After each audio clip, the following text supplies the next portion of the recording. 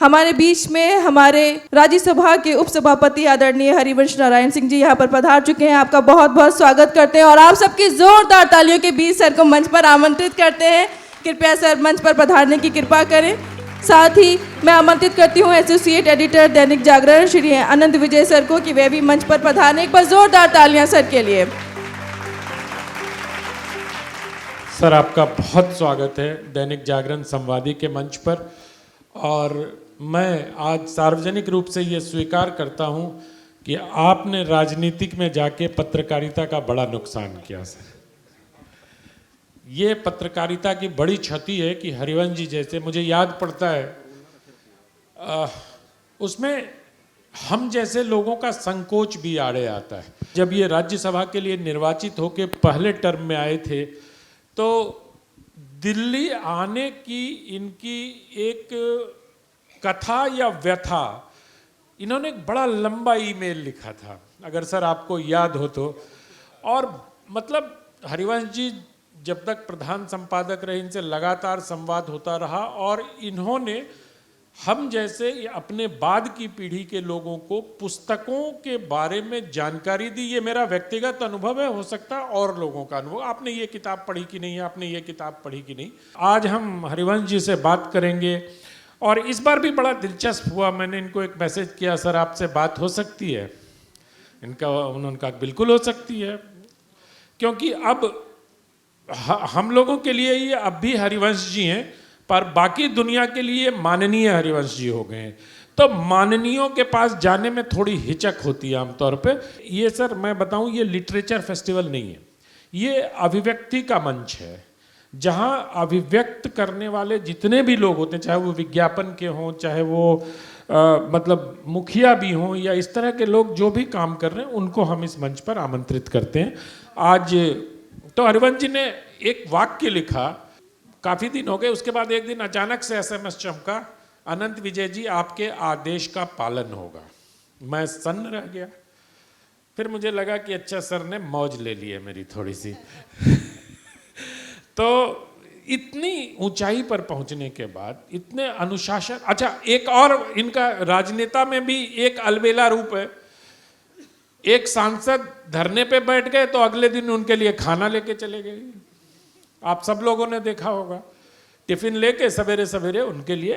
तो इन सब चीजों पे हरिवंश जी से बात करेंगे, लेकिन मूल रूप से हरिवंश जी की 3 किताब है जो वाणी प्रकाशन से, कैलाश मानसरोवर सृष्टि का मुकुट, पथ के प्रकाश पुंज और कलश।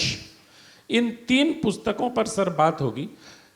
सर एक साथ 3 पुस्तक और तीनों के नाम और तीनों के समर्पण से मैं बात शुरुआत करूंगा। एक अपनी माँ को, एक अपने गांव के लोगों को और एक उन लोगों को समर्पित किया है जिनसे आपका रागात्मक संबंध रहा और जिनसे आप प्रभावित हुए। ये इसको थोड़ा समझाइए हमको। मैं एक तो अनंत विजय जी बहुत आभार व्यक्त करना चाहूँगा कि आपने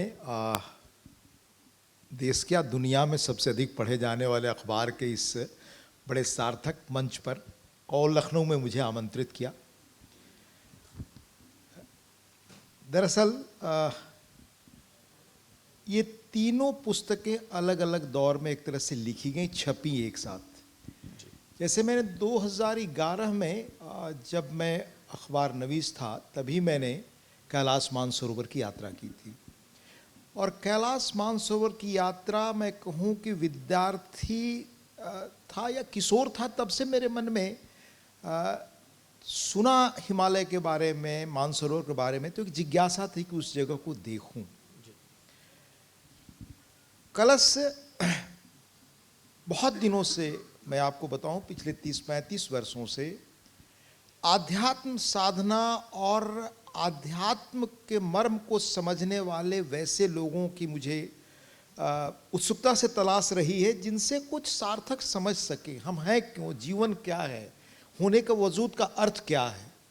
तो उस क्रम में जितने लोगों से मुलाकात हुई, मैं नहीं कहूँगा कि सबका, पर कुछ लोगों की जो स्मृतियाँ रह गई उन पर जो लिखा, और ये निश्चित रूप से कह सकता हूँ कि आज जिस तरह से आध्यात्म या इन चीज़ों का एक बाजार के रूप में स्वरूप प्रचार का देखते हैं, उससे बड़े दूर के ये लोग हैं जिनका भी वर्णन किया है। तो उन पर लिखी गई सामग्री है जो मैंने समय समय पर उसको लिखा था, वो है कलश में। पथ के प्रकाश पुंज, जीवन के एक लंबे दौर में पिछले कह सकता हूँ 4.5 दशकों के दौरान पत्रकारिता मैंने 20-19 वर्ष की उम्र में शुरू की थी, जब मैं धर्मयुग में ज्वाइन किया, और अपने समय की सबसे अधिक बड़ी बिकने वाली बिल्कुल, पत्रिका, बड़े खुर्राट संपादक भी थे डॉक्टर धर्मवीर भारती जी। ये अगर जीवन में कुछ सीख सका तो अनुशासन या बाकी चीज़ें, इसका श्रेय वैसे लोगों को है, पर वो एक अलग विषय है। फिर रविवार में काम किया, फिर एक बिल्कुल छोटे अखबार में आया। तो इस दौरान जो चीज़ें जिन लोगों से बड़े जीवन में हम सब ऐसे पल से गुजरते हैं जिसमें आप द्वंद्व में होते हैं, चुनौतियों के बीच होते हैं, निराश होते हैं, चुनौतियों से अचानक सामना होता है, लाइफ परिवर्तन है, मतलब उसको हमें उस रूप में स्वीकार करना। तो उस वक्त जिन पुस्तकों ने, जिन लोगों ने, जिन व्यक्तियों ने मुझे एक परोक्ष रूप से प्रेरित किया, मेरे मानस में एक ताकत जीवन के प्रति भरा, एक आस्था की नई लौ जिनसे मिली, उनमें से कुछ एक लोगों का, सबका नहीं, उसमें उल्लेख है। जैसे मैं एक व्यक्ति के बारे में अगर इजाजत दें आपको बताऊं, जैसे पथ के प्रकाश पुंज में शायद एक व्यक्ति हैं आर.के. तलवार। दुर्भाग्य है इस मुल्क का, उन पर मैंने कभी अलग से अखबार में लिखा था। दुर्भाग्य है मुल्क का कि आज ऐसे लोग हमारे देश में जाने नहीं जाते, और वो कोई पत्रकारिता के व्यक्ति नहीं थे, साहित्य के विषय नहीं थे जिन्हें मैंने जाना। इस देश के वे ऐसे विरले बैंकर हुए जिनका मुकाबला आज तक शायद उससे स्टेच्योर का कोई कर नहीं सका। 42 वगैरह में लाहौर से पढ़े थे, 43 वगैरह में मैथमेटिक्स से उन्होंने पढ़ाई की थी, स्टेट बैंक में प्रोबेशनरी ऑफिसर हुए। 68 आते आते तक वो स्टेट बैंक के मैनेजिंग डायरेक्टर 2 में से एक बने। 69 में वो चेयरमैन बन गए। और जितने फ्यूचरिस्टिक रिफॉर्म हो सकते हैं, the credit goes to that man. वो इतना विजन उस व्यक्ति के अंदर था। 71 में उन्होंने फ्यूचर बैंकिंग कैसे होने वाली है आज के 30-31 वर्षों बाद, उस वक्त आईआईएम के, ये सब मतलब मेमोरी के आधार पर कह रहा हूं, इसके भट्टाचार्य आईआईएम के बड़े जाने माने कंसल्टेंट थे, उनको इंगेज किया। ही सजेस्टेड कि आप फ्यूचरिस्टिक बैंकिंग कैसे करें, क्या क्या नए वो करें, कस्टमर सर्विस जो आप देखते हैं, ये सब चीज़ें उनकी वो की हुई है। वो कमिटी भी हेड करते थे। पर ये चीज़ें तो छोड़ दीजिए उनकी। 75 में जब वो स्टेट बैंक के एमडी थे, 54 वर्ष की उम्र थी उनकी, ही वॉज रिमूव्ड। अच्छा, क्यों हटाए गए ये राज देश नहीं जानता। और मेरा मकसद है ऐसी किताबों के लिखने का वही जो मैं बताता हूं आपको। 54 में उन्हें तत्कालीन 75 में तत्कालीन केंद्र सरकार ने कहा कि एक दिल्ली की सीमेंट फैक्ट्री है, इसको आपने सिक यूनिट मान लिया है, पहले आपने फाइनेंस किया था, इसको रीफाइनेंस करिए। तो उन्होंने कहा वेल, फाइनेंस मिनिस्टर का फोन है, ही गॉट इट री एग्जामिन्ड। कहा कि इसकी इकोनॉमिक वायबिलिटी नहीं है, फिर भी मैं फाइनेंस करूंगा, पर बोर्ड ऑफ डायरेक्टर्स मैनेजमेंट बदल दीजिए। तो किन कारणों से दे स्टक इट, क्योंकि उस वक्त वो जो उसके ओनर थे वो संजय गांधी जी के बड़े करीब मित्र थे। सब डॉक्यूमेंटेड है जो मैं आपको बिल्कुल। और इमरजेंसी लग चुकी थी देश में। हाँ, इमरजेंसी थी। 75-76 की बात है ये, 76 में लाया।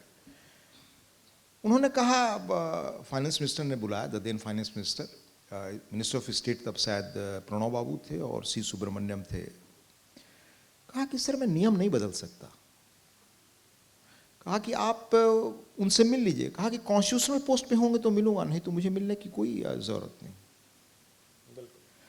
और तब अल्टीमेटली वह आस्क्ड की जाए, तो उस वक्त स्टेट बैंक में एक क्लॉज था कि आप स्टेट बैंक के चेयरमैन को नहीं हटा सकते। अच्छा, इमरजेंसी में that clause was changed by parliament. अच्छा, और उनको 13 महीने की सैलरी देकर के हटाया गया।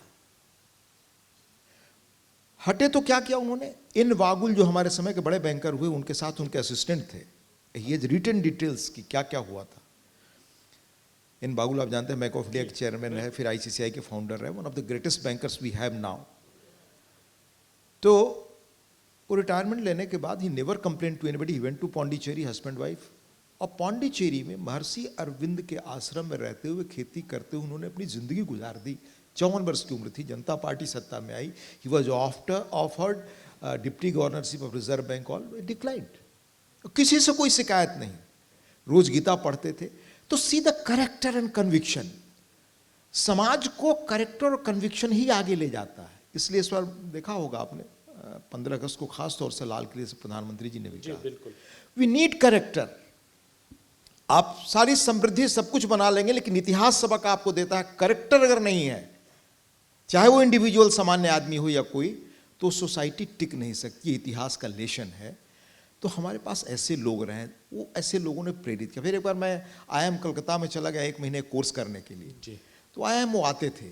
एक छोटा सा सवाल, तलवार साहब से कभी आप मिले थे? ना, मैं मिला नहीं। यही जानना चाहता था कि एक व्यक्ति अपने कृतित्व से भी किसी को इतना प्रभावित कर सकता है कि वो अपनी पुस्तक में उनको पथ के प्रेरणा पुंज मानते हैं। आप कभी गूगल वगैरह पे जाकर देखें, उनके बारे में बहुत सारे लोगों ने लिखा है, फाइंड उनके कंटेम्प्रेरीज ने लिखा है। तो मेरे कहने का अर्थ है कि ऐसे लोगों के करेक्टर, उसमें मैडम क्यूरी साइंटिस्ट है जिन्होंने रेडियो उसका ढूंढा, कैसे उन्होंने अपने ऊपर प्रयोग किया। तो ऐसे करेक्टर्स, कोई मोरितो जिन्होंने आपका सोनी का वो किया, बहुत पहले की पढ़ी हुई किताबें हैं। एक इसमें और करेक्टर, एक चरित्र का आपने और जिक्र किया, शैलेंद्र तिवारी जी का। हाँ, कस्टम विभाग में ऑफिसर थे, उनकी जरा स्टोरी आप थोड़ी संक्षेप में। मैं बम्बई में गया अनंत विजय जी, तो मैं नया था और समझ सकते हैं कि गांव, जिस गांव का मैं रहने वाला हूँ, 6 महीने वो पानी में ही रहता था, बाढ़, गंगा और घाघरा के बीच में, आप जानते हैं।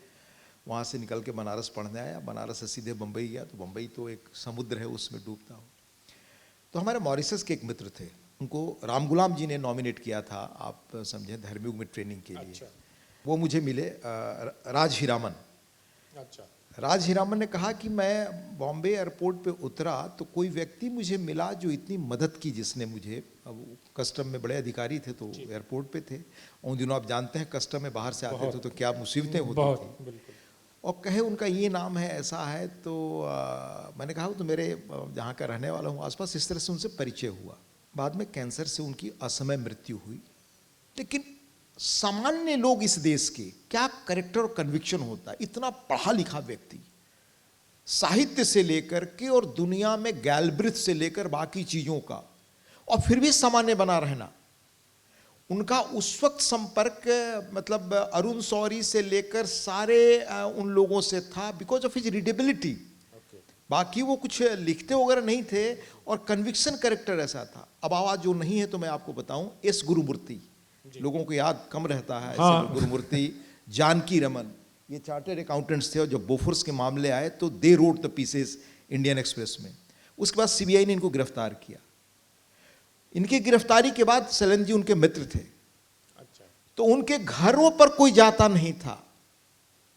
क्या आतंक उन दिनों का था, लोग आज एहसास नहीं करते। बिल्कुल। कोई उनके लोगों से नहीं मिलता था। Being a government officer, he used to visit their family, their kids, उनका देखभाल करना, रखना।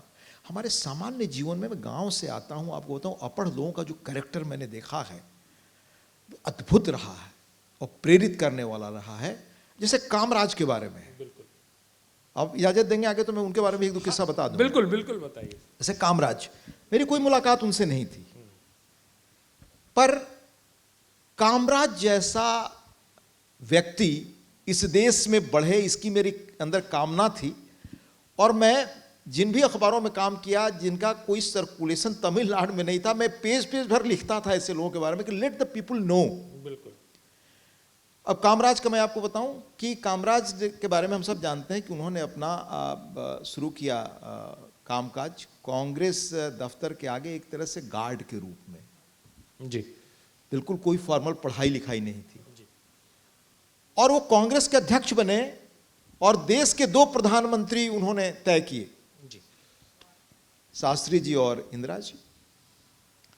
वो जब चीफ मिनिस्टर हुए तो आज जो तमिलनाडु देश के सबसे विकसित राज्यों में आज भी दिखता है, तो इसकी नींव उस व्यक्ति ने कामराज डाली। जी ने, बिल्कुल। ये मिड डे मील, बच्चों का सामान, कपड़ा, वहां इलेक्ट्रिसिटी का production, he did all futuristic things. और मॉरल स्टैंडर्ड क्या कि उनकी अपढ़ मां थी, विधवा थी, अकेले थी, पर अपने साथ नहीं रखते थे, बिल्कुल। गांव में रखते थे। तो लोगों ने पूछा कि आप क्यों गांव में रखते हैं और हर महीने जाते हैं और प्राइवेट इन्वेस्टर से जाते हैं, उसका पैसा भी जमा कर देते हैं। तो कहा कि मैं साथ रखूंगा तो उस मेरी माँ के माध्यम से सारे लोग गांव से पैरवी लेकर आना शुरू करेंगे, इनका काम करो और काम करो। वो मैं नहीं कर सकता। तो हर महीने वो गांव जाते थे, अपनी माँ के लिए सारी चीज़ें खरीद करके वहाँ देते थे। एक बार गए, देखे तो अलग से PWD का नल लगा दिया था पानी पीने के लिए कि बूढ़ी औरत ने ले जाए। गए तो नल हटवा दिया, कहा कि जब सबके घर आ जाएगा तो लास्ट में देना। अनेक उनके किस्से हैं। जब एक छोटा this was the moral standard of those people. इसमें जब आपके कामराज साहब की बात कर रहे हैं तो एक छोटा सा सवाल, राजनीति से जुड़ा नहीं, एक पॉलिटिकल थिंकर और ऑब्जर्वर होने के नाते आपसे पूछ रहा हूँ। इतना बड़ा व्यक्तित्व जिसका रहा और जो पायनियर रहे बहुत सारे स्कीम्स के, वो अब राजनीति के फुटनोट्स पे कैसे चले गए? समाज बहुत हद तक उत्तरदायी है। हमारे यहाँ महाभारत में कहावत है जी, जिसका एक दूसरा रूप हम लोग कहते हैं, यथा प्रजा तथा राजा। जी, उल्टा भी था, यथा राजा तथा प्रजा। जी, तो जब यथा राजा में ऐसे लोग रहे तो प्रजा शायद वैसी नहीं हुई। अब प्रजा वैसी है, ये मोटे तौर पर उतर। पर उसका, ये आपने बड़ा गंभीर और गहरा सवाल पूछा। मैं अपने गांव जाता हूं आज भी निरंतर। मैं निजी अनुभव आपको शेयर कर रहा हूं। उस गांव में जो गरीबी मैंने देखी है अनंत विजय जी, वो शायद कहीं गरीबी का, उससे जो गांधी ने कहा था कि समाज का अंतिम आदमी, वैसे लोगों के बीच से मैं आता हूं। पर तब था, उस वक्त कोई भी चीज़, जैसे आपको याद होगा बहुत सारी चीज़ें सरकारी मदद आती थी। बचपन में सुना था वो जो जयप्रकाश जी जिसके अध्यक्ष बने, वो सूखा वगैरह पड़ा था, PL 480 की तरह, PL 480 के तहत गेहूँ और वो सब दूध वगैरह था। तो हर गरीब आदमी पहले अपने से गरीब आदमी को इंडिकेट करता था, पहले उसको तो उसको जरूरत है, खुद बाद में। आज जब मैं जाता हूं किसी इलाके में, इरिस्पेक्टिव ऑफ एनी स्टेट, अगर सचमुच सरकार की जो नियम है BPL के लागू कर दीजिए, तो जिनको 2-4 चक्के का वाहन है, बाकी चीजें हैं, घर है, वो नहीं इंटाइटल्ड हैं, तो 80% लोग बाहर निकल जाएंगे। आज बच्चों को हमारे मुफ्त स्कॉलरशिप मिले, भले वो बच्चे क्लास नहीं करते हो, वी फोर्स, ये समाज का सत्य। इसमें मैं ये देख रहा था, इस पे थोड़ी ज़्यादा बातचीत हो जाएगी। एक जगह आपने शीर्षक लिखा है और उस शीर्षक ने मुझे रोका, विकल्पहीन गांधी। वो कौन सी स्थितियां थी जिसमें आपको लगा कि गांधी के पास विकल्प नहीं? मैंने पढ़ा है, लेकिन यहाँ लोग बैठे हैं और ये तीनों किताबें बहुत दिलचस्प है और मुझे लगता है कि राजनीति में, और आपकी एक और खूबी है जिस पर मैं प्रश्न पूछूंगा, पर पहले गांधी जी वाला बताइए। दरअसल पढ़ने की थोड़ी बहुत आदत रही, तो अब तो बल्कि उससे एक कदम ये कहूँ, मैंने उसको धर्म के अर्थ में न लें हम लोग। जो भारतीय जीवन पद्धति है, यही दुनिया को बचा सकती है, और गांधी उसके सबसे बड़े प्रतीक थे। 2018 में स्टीफन हॉकिंग जी, हमारे समय के सबसे बड़े फिजिस्ट हुए एक तरह से। आपने वो तस्वीर बड़ी चर्चित देखी होगी, यहाँ बैठे लोगों ने भी देखा होगा, जो एक कुर्सी पर सिर्फ कन्फाइंड है, बोल भी नहीं पाते, जिनको आवाज़ भी नहीं थी बोलने की। डॉक्टरों ने प्रिडिक्ट कर दिया था बाय द वे कि आपका जीवन बस 2-4 वर्षों का है, पर उनके कहने के बाद वो 30 वर्षों तक रहे और दुनिया के सबसे बड़े एस्ट्रोफिजिस्ट और खगोलविद और वो फिजिक्स माने गए।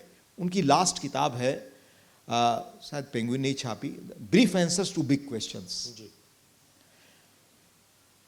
जिनका कोई गांधीवाद से नहीं, भारतीय सनातन व्यवस्था की रूपरेखा से नहीं। भारतीय सनातन व्यवस्था धर्म के अर्थ में मत समझिएगा, ये वे ऑफ लाइफ है। बिल्कुल, हम रिचुअल करते हुए भी हम नहीं मानते, धर्म के मूल अर्थ में समझे। हम प्रकृति को पूजते हैं, हम पशुओं को आदर देते हैं। अब मैं आपको इतिहास के दूसरे प्रसंग बताऊं, जो पुराने हमारे इंडोलॉजिस्ट वगैरह जर्मन के हुए बाकी लोग, जो भारत के किस उससे फैसिनेट थे, विली डूरंट हुए एक इतिहासकार, 30s में भारत आए। उन्होंने लिखा कि ये मुल्क ऐसा है जहां अगर सड़क पर जानवर बैठा है तो लोग अपनी गाड़ी या अपना सब कुछ बदल लेते हैं कि उसको बैठे रहने दो, उस पर चढ़ा मत दो। बिल्कुल। This kind of feeling they have. तो मैं चर्चा कर रहा था आपका गांधी की। तो जो स्टीफन हॉकिंग ने कहा कि आज पूरी दुनिया की नियति एक हो गई है, अगर बचना है तो सबको एक तरह सोचना होगा। ये नहीं हो सकता कि दुनिया का एक मुल्क कहे कि हम प्रदूषण फैलाएंगे, दूसरा मुल्क कहे कि हम बहुत अच्छी तरह रह सकते, रह नहीं सकते। कहा कि अगर इस प्लेनेट को हम संभाल के नहीं रख सकते तो 100-150 वर्षों में आप रहने के लिए दूसरी धरती ढूंढ लीजिए।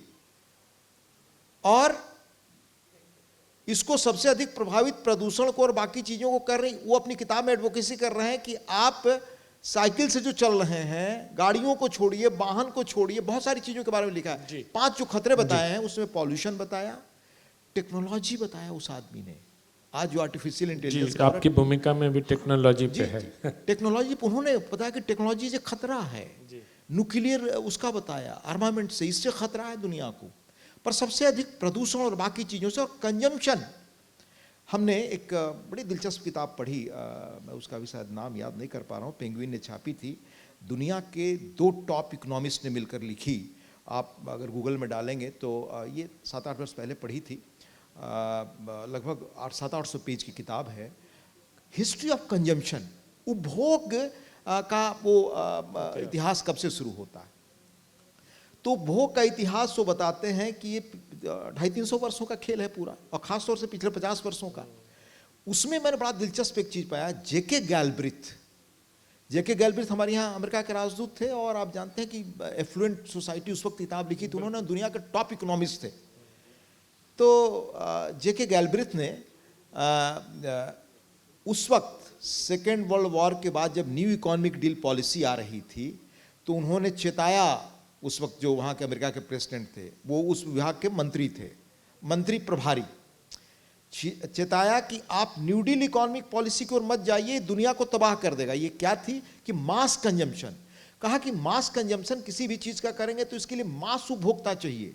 क्रक्स में आपको बताऊं कि बुक की फाइंडिंग थी कि वेस्टर्न मार्केट में मॉल से लेकर सब चीज का ओरिजिन उस वक्त हुआ, और एडवर्टाइजिंग मुझे जानकर आश्चर्य, उसका ओरिजिन भी उस वक्त हुआ जी। कहा गैलब्रिथ ने कि आपको लोगों के सेंसेस को अपील करना पड़ेगा कि दे बाई मोर एंड मोर, तब ये सब चीजें चलेंगी। तो वार्न कि आप मत जाइए, दुनिया को नाश कर देगा। पर गई दुनिया उस रास्ते। तो मास कंजम्पशन से गैलब्रिथ ने चेताया, और उस किताब का निष्कर्ष है कि वेस्टर्न सोसाइटी में कम से कम 1/3 से अधिक लोग ऐसी चीजें खोल लेते हैं जो बंडल खोल भी नहीं पाते, दुनिया से विदा हो जाते हैं। और उस मास कंजम्पशन ने आपके क्लाइमेट से लेकर बाकी चीजों को, जंगलों को कैसे तबाह कर दिया। ये वो प्रोडक्शन लेट गांधी में दृष्टि थी। उस वक्त कहा कि प्रकृति सबको जरूरत के अनुसार देगी, ग्रीड को पूरा नहीं कर पाई, और लंबा विषय है। गांधी अनआजमाए हुए सबसे बेस्ट इकोनॉमिक मॉडल है जिस पर चलकर दुनिया को आप बचा सकते हैं। इसी के तहत हमने पत्रकारिता के कुछ छात्र हैं यहाँ, वो उनके लिए एक सवाल पूछता हूँ मैं आपसे। आपकी तीनों किताबें पढ़ी मैंने, और अलग अलग अध्याय भी पढ़े। जब मैं पथ के प्रकाश पुंज पढ़ रहा था तो उसमें राजनेता हरिवंश की कहीं ना कहीं छवि कभी दिखती थी और कभी प्रखर पत्रकार की दिखती थी। जब मैंने कलश पढ़ी और जब मैंने इसकी भाषा पढ़ी, जैसे आप लिखते हैं भारत के परम वैभव को जानना और समझना है तो उसके अध्यात्म की ऊर्जा को जानना जरूरी है। अब यहाँ मुझे एक आध्यात्मिक स्वरूप आपका दिखता है। उसी तरह कैलाश में जाते हैं तो उसकी भाषा एकदम से अलग हो जाती है। तो भाषा को विषय के हिसाब से कैसे साधते हैं? अगर इस थोड़ा सा गुरु मंत्र देंगे तो हमारे जो नहीं, मेरा इसमें कुछ भी नहीं, जो कुछ हमने अपने वरिष्ठ लोगों से सीखा। और मैं कहूँ कि पत्रकारिता में जब गया आनंद विजय जी तो टाइम्स ऑफ इंडिया में उन दिनों ट्रेनिंग स्कीम चलता था, आप जानते हैं। उसके तहत बिल्कुल बहुत सारे उसके तहत सिलेक्शन टेस्ट हुआ। हाँ, बहुत टेस्ट होते थे, और सिलेक्शन बोर्ड हमारे इंटरव्यू बोर्ड में होते थे। भारती जी, खुशवंत सिंह, गिरलाल जैन, अगे जी, ये सारे लोग थे। सबने एक शब्द में कहा कि पत्रकारिता में रहना है तो हमारा हथियार भाषा। अधिक से अधिक भाषा को बेहतर आप बनाइए, और भाषा बेहतर बनाने के लिए जितना अधिक आप पढ़ सकें, स्वाध्याय पढ़ना, किसने अपने अपने दौर में बेस्ट रिपोर्टिंग की, किन चीज़ों पर कैसे लिखा। अब जैसे भारती जी के बारे में ही मैं कहूँ आपको कि बांग्लादेश पर जितनी लाइव रिपोर्टिंग वॉर फील्ड से जाकर उन्होंने की है, उनका दूसरा एक रूप है। उनके साहित्यकार रूप को तो दुनिया जानती है, लेकिन श्रेष्ठ पत्रकार रूप जो दुनिया के किसी पत्रकार के समकक्ष होगी, वो भारती जी का ये भी रूप है। तो उन लोगों ने, और मैं धर्म में बैठता था तो मेरी आदत थी शाम को, एक तो मैं बताऊं आपको कि वो बड़े समय के पाबंद थे, और 9:30 बजे अगर हमारा दफ्तर शुरू होता था तो 9:25 आप घड़ी मिला सकते थे, भारती जी अंदर हैं, और वो दिन में 1 घंटे ही लोग मिलते थे। और वहाँ पर आनंद विजय जी, आप जानते हैं कि उस वक्त धर्मयुग 6 लाख 7 लाख कॉपी तक बिकती थी, और देश के हुज हु कर लीजिए, आज जितने मीडिया हाउस है जो उनका एक्युमुलेटिव वो इम्पैक्ट नहीं था जो धर्मयुग का उस वक्त था। तो सारे लोग मिलने आते थे, राजनेता हो, फिल्म के लोग हों, टॉप जाने जिनका आप नाम लीजिए उस वक्त वहाँ मौजूद होते थे। भारती जी लेकिन 12 से 1 के बीच ही मिलते थे लोगों से, पर उस बीच करते हो क्या थे, 6 महीने आगे, 8 महीने आगे, 1 साल बाद का हमारा अंक कैसा होगा, इस पर थिंक करना लगातार, अपने लोगों से बात करना, जो हम लोग स्टाफ थे। तो अगर थोड़ा बहुत जो भी कुछ बन सका तो मैंने सीखा है भारती जी जैसे लोगों से। मैंने सीखा है Narayan Dutt ji, he is less known. Narayan Dutt ji Navneet के संपादक होते थे। कभी बच्चों से मैं वो कहूँगा कि नवनीत के पुराने अंक मिले जब वो संपादक थे। नारायण दत्त जी कौन थे? वो मूलतः कन्नड़, मूलतः ओरिजिन तो आंध्र से था, लेकिन 60-70 वर्षों पहले वो लोग चले गए थे कर्नाटक। उनके पिताजी मैसूर महाराजा के उसमें थे, और बड़े संगीत के वो थे,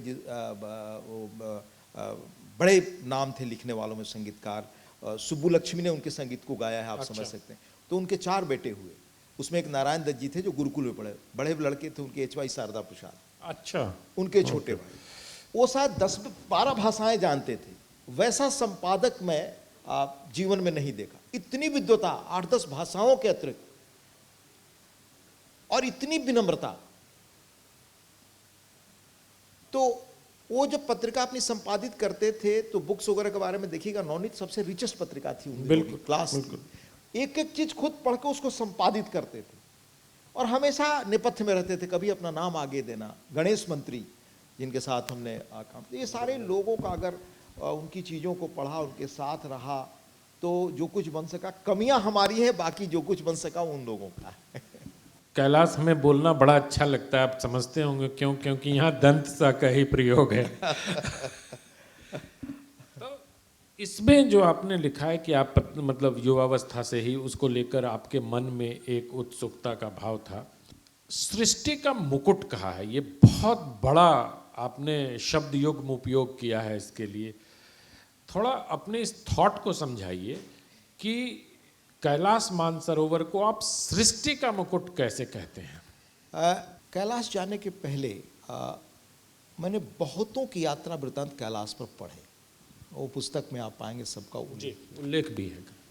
और ये मैं नहीं कहता, जितने लोग हमारे पहले गए उसमें एक नाम हम ख़ास तौर से आपको बताएंगे। दुर्भाग्य है कि देश आजकल लोगों को नहीं जानता। आज मैं आते हुए अभी जॉन के की एक किताब आई है बड़ी मशहूर, 1 साल लगभग हुए होंगे, Himalaya exploring the roof of the world. अच्छा, रूफ ऑफ द वर्ल्ड शब्द ये मैं नहीं कह रहा हूं। और एक भारत में ही, मतलब हमारे एक स्वामी प्रणवानंद हुए। जी बिल्कुल। स्वामी प्रणवानंद को लोग जानते कम हैं। स्वामी प्रणवानंद आंध्र के थे, और उस ज़माने में लाहौर से पढ़ाई की। पढ़ाई करने के बाद 1927-30 के आसपास वो फिर लौट गए, और वो कांग्रेस पार्टी ज्वाइन की, क्योंकि उन्होंने आज़ादी की लड़ाई में वो जा रहे थे। कुछ ही रहने के बाद he turn to spiritualism, went to Himalaya. 1922 या 23 से 1950 तक दुनिया के वह शायद अकेले व्यक्ति हैं जो 23 से 24 बार वो कैलाश मानसरोवर गए, और 3 रास्तों से गए। कश्मीर ऊपर आपका लद्दाख होकर के, दूसरा रास्ता है आपका ये उत्तराखंड होकर के, तीसरा रास्ता ये नेपाल का, और शायद वो अकेले व्यक्ति हैं जो 23-24 बार परिक्रमा की है सारी चीजों की, कैलाश की, मानसरोवर की, और 6-6, 8-8 महीने, साल भर रहे हैं लगातार। और वो लिखा है उन्होंने एक जगह कि जैसे मान लीजिए छज्जे पर कहीं खड़े होते थे आप, अगर स्पिट किए तो वो बर्फ बन के गिरता था। वहां टेम्परेचर उस वक्त सबसे कम जो था न्यूनतम -28। और उनके गुरु कौन थे? वो जो उनका नाम है डॉक्टर स्वामी ज्ञानानंद।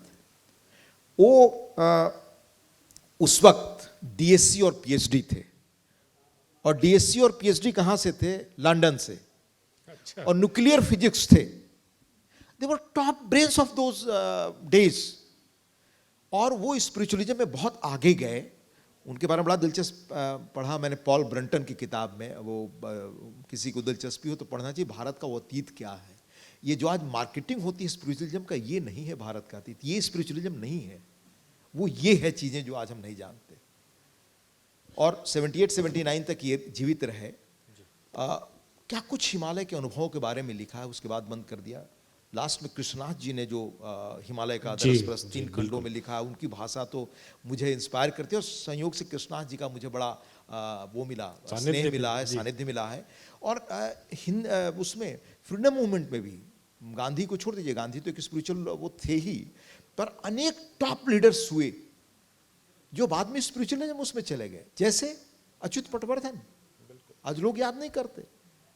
पंडित रामनंदन मिश्र, नहीं लोग याद करते। हाँ, ऐसे अनेक नाम मैं आपको गिना सकता। कृष्णनाथ जी को विद्यार्थी के रूप में मैं देखा हूं वो किस शीर्ष पर थे, और वो चले गए जिद्दू कृष्णमूर्ति और बौद्ध धर्म के साथ। तो लाइफ सिर्फ वही नहीं है जो मटेरियल लाइफ, जो कंजम्पशन, जो कंज्यूमरिज्म का हम लाइफ देखते हैं, वही नहीं है। It's beyond that. तो जीवन को इस बियॉन्ड के को देखने की दृष्टि क्या सिर्फ अध्यात्म से ही मिल सकता है या अध्ययन से भी मिल सकता है? मतलब प्राथमिक स्रोत पे जाएं या सेकेंडरी सोर्स पे भी नहीं, बल्कि मुझे इजाजत है कहने के लिए कि प्राथमिक सोर्स तो दरस परस है। देखना, मैं जिस गांव से आता हूं, बताया कि बड़ा डिफिकल्ट गांव है, पर वो एक खूबी उसकी है, वो संगम भी है और गंगा और घाघरा का। तो हमारे यहाँ बड़े संत आते थे, तो उसमें कुछ संत वाकई ऐसे होते थे, उसमें आपको अनंत विजय जी, जिनके प्रति देखकर श्रद्धा होती थी। They are list attached. वो छोड़ दीजिए, मैं आपको हाल की बात बताता हूं। हमने उसमें राधानाथ स्वामी के बारे में लिखा है। राधानाथ स्वामी मूलतः अमेरिकन, उनकी 2 किताब में है। वो हिप्पी मूवमेंट में पैदा हुए। हिप्पी मूवमेंट जब चल रहा था, वो आए लगभग 69 बॉर्न थे यूएस में। और आप जानते हैं यूएस वगैरह में जो लोग पढ़े उस वक्त उनको होती थी दुनिया कम उम्र में देखे। तो एज ए विद्यार्थी वो निकल आए अपने समूह के साथ, वो लंदन आए। लंदन से हिच हाइकिंग करते हुए, हिच हाइकिंग कभी पैदल, कभी सड़क से, कभी घूमते हुए ही केम टू हिमालय। और क्या हिमालय का अनुभव लिखा है, बड़ी थ्रिलिंग है। क्या हिमालय का अनुभव, ही इज स्टिल अलाइव। मैं उनको ढूंढ कर जब उनकी किताब पढ़ा, मिला उनसे, मैं जहां काम करता था उनको बुलाया, वो आए। आज गूगल से लेकर दुनिया में आप चले जाए, यूएस प्रेसिडेंट से लेकर और बाकी, he is most wanted to low, people want to meet and listen him. Such realise soul. कितने कुछ उनसे, ऐसे लोगों से आप सीख सकते हैं जो अभी अलाइव हैं। उनकी किताब है भारत के ऊपर। अभी वो जो एक मास्टर एम, वो मूलतः मुस्लिम है, अप्रेंटिसशिप टू हिमालयन मास्टर्स, पढ़ने लायक किताब है। धर्म इसका स्पिरिचुअलिज्म का रिलीजन रिचुअल से नहीं लेना देना, कोई लेना देना तो नहीं। क्या क्या अद्भुत किताबें अपने अनुभव से लिखी हैं। हमारे जीवन का वो है कि हम जो कुछ देखते हैं मान लेते यही अंतिम है, इसके बियॉन्ड कुछ है नहीं। No, it's something beyond that. Harvansh ji, आपसे कुछ प्रश्न भी हैं, हमारा संपादक मंडल भी और लखनऊ की प्रबुद्ध जनता भी है। एक सवाल थोड़ा व्यक्तिगत सा आपसे पूछना चाहता हूँ। आपने 4 बार अपने गांव का नाम लिया है ना, सिताब दियारा के पास दलजीत टोला है ना, अगर मैं ठीक हूँ तो। एकदम सही। हरवंश जी के साथ थोड़ी सी परेशानी है। लोग इनको उत्तर प्रदेश का भी मानते हैं, इनकी कर्म भूमि झारखंड है, तो झारखंड का भी मानते हैं, और हम बिहार के लोग इनको बिहारी मानते हैं क्योंकि ये सांसद हमारे राज्य का प्रतिनिधित्व करते हैं। तो ये 3 राज्य में जैसे घाघरा और उसके बीच में इनका गांव फंसा हुआ है, मुझे लगता है कि ये भी तो ये गांव आप कितना बचा के रख पाए दिल्ली आने के बाद। मैं याद करता हूँ आपका वो पत्र जब आपने सांसद बनने के बाद लिखा था, और आज जब आपको राज्यसभा के उपसभापति के उच्च आसन पर देखता हूँ, तो मुझे लगता है कि मुझे लगा था कि मैं हरिवंश जी से ये प्रश्न जरूर पूछूंगा कि कितना गांव बचा के रख पाए, या कितना मूल हरिवंश बचा के रख पाए आप। अपने बारे में तो मैं क्या कहूँ, तो समाज या हमारे आसपास के लोग मूल्यांकन करेंगे वो क्या है उसमें। पर पहला चीज़ तो मैं आपको कहूँ कि ज़रूर मैं महसूस करता हूँ कि मैं देश का हूँ पहले। वजह मैं आपको बताऊं कि मैं महाराष्ट्र में काम किया लंबे समय तक, 5 वर्ष तक। बिल्कुल। हैदराबाद में काम किया, कलकत्ता में 5 वर्षों तक रहा। गांव, अगर मेरे जीवन में गांव न हो, मैं निजी ये बात आपसे कह रहा हूं, तो शायद मैं जहां भी धीरे धीरे जो कुछ करने की कोशिश करता हूं नहीं कर पाता। कि गांव ने वो ताकत दी कि हर मुसीबत का सामना कर सकते हैं। क्या बहुत अच्छी बात की आपने। एक फसल होती थी अनंत विजय जी, एक फसल होती थी, उसमें लोगों को स्वाभिमान से अपनी शर्तों पर जीते हुए, अनरीजनेबल नहीं और ईमानदारी से जीते हुए रहने की सबक गांव से मिली। क्या बात है। जब तक गांव की संस्कृति बची रहेगी, ये देश बचा रहेगा। जो इकबाल ने लिखा कि बात है कुछ ऐसी कि हस्ती मिटती नहीं हमारी, मिट गए रोब कौन कौन दुनियाई उनान, और वो सारे सब खत्म हो गए। तो गांवों ने ही देश को बचा के रखा, ये गांधी समझते थे। तो आपके गांव के पास के मदन मोहन सिंह जी बैठे हैं। हाँ, कुछ तो 100 मीटर की दूरी है शायद। ये भी उस द्वंद में फंसे रहते हैं कि बिहार हैं कि बलिया है। किसी के पास अगर कोई सवाल हो हरिवंश जी से। आपको सादर प्रणाम। अभी आपने अपनी चर्चा में कि कामराज जी का अन्य लोगों का उल्लेख किया। हम लोग भी राजनीतिक कार्यकर्ता हैं और उन्हीं मूल्यों पर चलने का प्रयास करते हैं। तो मैं ऐसे समय में जब निराशा आती है तो हम लोग अपने आप को बैलेंस कैसे करें, इसके विषय में आपका मार्गदर्शन चाहते हैं। बहुत धन्यवाद जी सर। दोनों एक बड़ा चर्चित निबंध है डॉक्टर लोहिया का, निराशा के कर्तव्य। कभी पढ़ लीजिए, और आप में से जो लोग ऐसे सवालों का उत्तर चाहते हैं उसको जरूर पढ़िए। ऐसी बहुत सारी चीज़ों से उत्तर मिल जाएगा। एक चीज़ और मैं जोड़ दूं इसमें, जहां लोगों के अंदर विरोध करने की क्षमता खत्म हो जाए, उन्हें अच्छे समाज का सपना नहीं देखना चाहिए। नमस्कार सर। मेरा प्रश्न यह है, मैं समाधान भी इसमें चाहूँगी। शायद आप ऐसे पद पे हैं तो कुछ आप लोग समाधान भी इसका, जो अभी आप पुराने मूल्य और आदर्श बता रहे हैं सर, इसको कैसे पुनः लाया जाए जब हमारी शिक्षा व्यवस्था जो है, जो हमारे शिक्षण संस्थान है, जो प्राइवेट स्कूल है, पब्लिक स्कूल है, वहाँ पे इस तरह से शुरुआत, तो वहीं से मुझे जो समझ में आता है कि वहीं से करप्शन की शुरुआत हो जा रही है।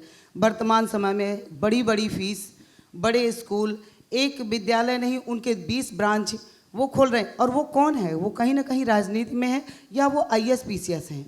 तो जब बड़ा व्यक्ति और जो कानून बनाने वाला है और कानून को जो फॉलो करने वाला है, जो उसको लोगों के द्वारा, जो IAS PCS हैं, लोगों से पालन करवाने वाले हैं, वही लोग जब गलत कार्य कर रहे हैं, विरोध कौन करे और कहाँ से समाज फिर सही दिशा में चलेगा? आपका मूल प्रश्न ये है कि मूल्यों की रक्षा कैसे हो। बस धन्यवाद सर। 2 चीज़ें मैडम आपसे मैं निवेदन करना चाहूँगा। मेरी सामान्य समझ में बच्चों को संस्कार 2 जगहों से पढ़ते हैं, पहला घर से, दूसरा स्कूल से। आज हमारे यहाँ घरों की क्या स्थिति है? माता पिता को मोबाइल से फुर्सत नहीं है बच्चों के साथ समय स्पेंड करने का। घर के एक कमरे में बच्चा बैठा होता है, उससे हम फोन से संपर्क करते हैं। सोशल मीडिया पर हमारा बच्चा 10 घंटा 4 घंटा बैठकर देखता है, हम उसको कह नहीं सकते। सोशल मीडिया आज किस तरह से हार्मफुल है, आज ही के टाइम्स ऑफ इंडिया में हमारे माननीय चीफ जस्टिस साहब का बड़ा तकरीर है, आप पढ़ लीजिए। उसके पहले शायद हमारा समाज ये नहीं जानता, ये इंस्टाग्राम से लेकर इन सब चीज़ों पर बच्चों पर क्या गहरा असर पड़ रहा है, इसका इसके खिलाफ अमेरिका में 50 में से 48 स्टेट्स ने महीने भर पहले मुकदमा किया। हमारे यहां आप सोशल मीडिया के खिलाफ सिर्फ बात करने लग जाइए कानून से तो सारे लोग खड़े हो जाएंगे कि हमारे कानून का तो घोटाला आप कर रहे हैं, कानून जनता का छीन रहे हैं आप, इस पर पाबंदी नहीं होनी चाहिए। We have to take some tough decisions. इन सब चीजों में बीच का रास्ता नहीं चलेगा। मैं आश्चर्य हुआ मुझे मैडम, टाइम मैगजीन आप निकाल कर देखें 1 जनवरी का, उसमें if I am not mistaken Vijay Murthy शायद या मिस्टर मूर्ति नाम है, अमेरिका के सबसे बड़े हेल्थ ऑफिसर है, मिनिस्टर के बाद उनका रैंक होता है। और शायद कोविड में अमेरिका ने एडवाइजरी जारी नहीं किया था, लेकिन बच्चों के कंसर्न पर एडवाइजरी जारी की जो टाइम के उसमें 1 जनवरी को मैंने 2023 में अनंत विजय जी पढ़ा, और आश्चर्य कि भारत में कॉन्शसनेस नहीं इसकी। कहा कि बच्चों को बचाइए इनसे, बच्चों को ओवरडोज दे रहे हैं, बच्चों का सेल्फ स्टीम खत्म हो रहा है। अब आइए एडुकेशन पे। एडुकेशन को हमने, नई शिक्षा नीति भी हाल में आई, बिल्कुल 40-50 वर्षों पहले से हमने इसको व्यवसाय बना दिया, और व्यवसाय बनाया तो सारे समाज उसमें साझेदार था। आज मैं आपको बताऊं कि मैं तो गांव के स्कूल से पढ़ा मैडम, हमारे स्कूल में हमारे टीचर्स को 300-400 रुपये तनख्वाह मिलती थी उस वक्त, पर अगर टीचर्स नहीं होते तो मैं आज आपके सामने बैठा नहीं होता। वही धोती कुर्ता वाले टीचर आज उन गांवों में लाखों रुपया उन अध्यापकों को मिलते हैं, they are hardly bother to teach the student. कहां अकाउंटेबिलिटी रहेगी? सरकारी वेतन पे आपको इतनी सारी चीजें मिले और अकाउंटेबिलिटी नहीं होगी, ये भी समाज को तय करना पड़ेगा। बिल्कुल करना पड़ेगा। और आज जो उच्च शिक्षा में जितने संसाधन हमें मिल रहे हैं, सर मैं तो जिस कॉलेज में पढ़ता था, वो नई शिक्षा नीति आई है, उसमें इन सारी चीजों को एड्रेस किया गया। जो आप मूल्यों की बात कर रहे हैं या गीत संगीत की बात कर रही हैं, वो मात्र 46 पेज का दस्तावेज है, एक बार पढ़िए जी। सर के साथ बहुत व्यक्तिगत यादें भी जुड़ी है, लेकिन पत्रकारिता के छात्र हैं। अभी मैंने हाल में ही सुनी है बातें सारी। तो सर का जो संपादक के साथ साथ अभिभावक का जो एक भाव रहता था, उसको हर आदमी को जीवन में अपनाना चाहिए। उस वक्त रांची से फ़्लाइटें कम होती थी और सर कलकत्ता आते थे, तो जिस गेस्ट हाउस में सर रुकते थे वहीं हम लोग लगातार रहते थे। और सुबह की फ़्लाइट में 4:30 बजे जग जाते। जब हम लोग इनके साथ छोड़ने जाते थे तो हमेशा डांटते थे कि तुम लोग रात में आए हो, क्यों हमको छोड़ते हो। ये इनका विराट व्यक्तित्व है। और विराट दृष्टि यह है कि जब उपेंद्र विश्वास चारों तरफ से घिर गए थे चारा घोटाला में कार्रवाई के बाद, तो उन्होंने बौद्ध दर्शन को लेकर के जो काम किया था, तो उस वक्त के लोग उनसे परहेज करने लगे थे। लेकिन सर ने ये असाइनमेंट दिया था कि उनका जो बौद्ध मत और बौद्ध दर्शन पर जो काम है, और उस वक्त बहुत कड़ी आलोचना के शिकार हो गए थे उपेंद्र विश्वास, चूँकि उन्होंने सेना की मदद मांग ली थी वहाँ चारा घोटाला में गिरफ्तारी के लिए। तो ये जो संपादकीय दृष्टि है, यह भी सीखने की बात है। मौका रहता तो और हम संस्मरण सर का सुनाते। और सर ने असाइनमेंट दिया, पूरा 1 पेज उस वक्त हम इंटरव्यू की, और पूरा 1 पेज जहाँ जहाँ संस्करण थे उसके छपे। सर ये जो पथ के प्रकाश पुंज है ना जी, जो अभी आपने जो संस्मरण सर के साथ सुनाया जी, ऐसा ही संस्मरण अभी सर ने शैलेंद्र तिवारी जी को लेकर जी जी, है ना, कि जब लोग साथ छोड़ देते हैं तो खड़े होने की। बिल्कुल बिल्कुल। तो ये दृष्टि थी कि वहाँ रांची से सर ने कलकत्ता असाइनमेंट दिया और सिखाया कि ये सवाल ये करना। खैर सर, मेरा ये सवाल है कि जो अब इन शॉर्ट्स का ज़माना आ गया है, 60 शब्द के समाचार का ज़माना आ गया है, और पाठक को वही पसंद है, तो जो गंभीर पत्रकार भविष्य में बनेंगे, जो हमारे साथी बैठे हुए हैं यहाँ पे, तो उनको इन शॉर्ट्स की चुनौती से कैसे पार आएगा। हमारी पाठ्यता भी उसको पसंद कर रही है, और समय का बंधन भी हमको इन शॉर्ट्स बनने की ओर प्रेरणा कर रहा है। अखबारों में स्पेस का दबाव भी इस ओर जो है हमको झुका रहा है। तो आगे का रास्ता क्या है? माननीय उपसभापति बनने के बाद इनको भी शॉर्ट्स की आदत हो गई है। धन्यवाद वसंत। तुमने एक बड़ी पुरानी याद दिलाई, बल्कि उसमें यह भी था कि उपेंद्र विश्वास को हम लोगों ने मंच दिया और बुलाया अखबार के माध्यम से, और लोगों से मिलाया भी था। बौद्ध धर्म पे ही उन्होंने बात की थी। मेरा आज भी मानना है वसंत की, याद होगा कि थोड़ा मैं लिखने वाला पत्रकार था, ज़्यादा लिखता था, लंबा लिखता था, 1-1 1.5 पेज का लिखता था। तो उस वक्त भी कई लोग कहते थे, और सारे सर्वे हम लोगों ने कराए थे, बल्कि एक IIM से भी कराया था, XLRI से कराया था, तो उसमें ऐसे बड़े लेखकों की, और कुछ मैं आईआईटी वगैरह के लोगों से लिखवाता था, चेन्नई वगैरह के, वो बड़े लेख लिखते थे और मैं छापता था, तो उसकी पठनीयता बहुत थी, ऐसा नहीं है।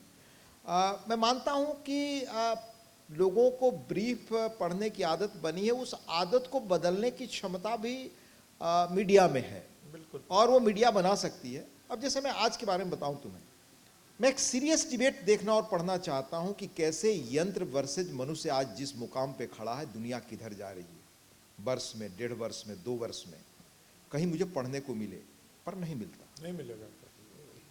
अब जैसे तुम कहो और स्पष्ट करने के लिए तो मैं तुम्हें एक चीज बताता हूं।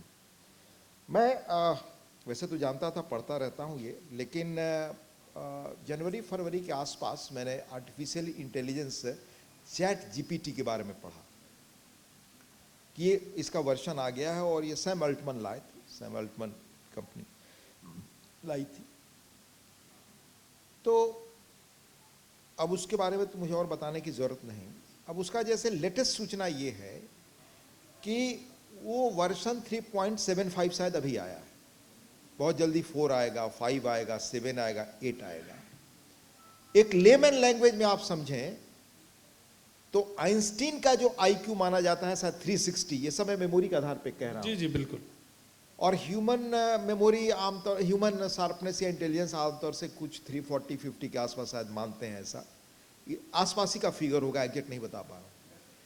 तो मशीन विल ओवरटेक कई गुना मल्टीप्लाइड इंटेलिजेंस ऑफ आइंस्टीन, उस मशीन के राज्य में हम इंटर कर रहे हैं। अब इसका क्या इंपैक्ट हमारे सोसाइटी पे होने वाला है, एग्रीकल्चर प्रोडक्शन में, मेडिकल में। आप तो ये भी जानते हैं कि डिजाइनर बेबी की कल्पना आ गई है, बिल्कुल, ये आ गई है कि मनुष्य इमॉर्टल रहेगा टेक्नोलॉजी से, उसके जीवन को आप 200, 250, 300 वर्ष तक आप कर सकते हैं। ये जीन थेरेपी आ रही है। तो मुझे रुचि हुई कि मैं पढ़ूं कि इस टूल का इंपॉर्टेंस क्या है। तो मैं ढूंढवाया, अपने साथी जो हमारे स्टाफ होते हैं उनमें एक बैठे हैं साथ में, दीपक हमारा, कहा खोजो जरा इस पर कुछ। तो सैम अल्टमन का एक इंटरव्यू मिला जो उन्होंने न्यूयॉर्क टाइम्स को दिया, ये शायद 2019 में छपा।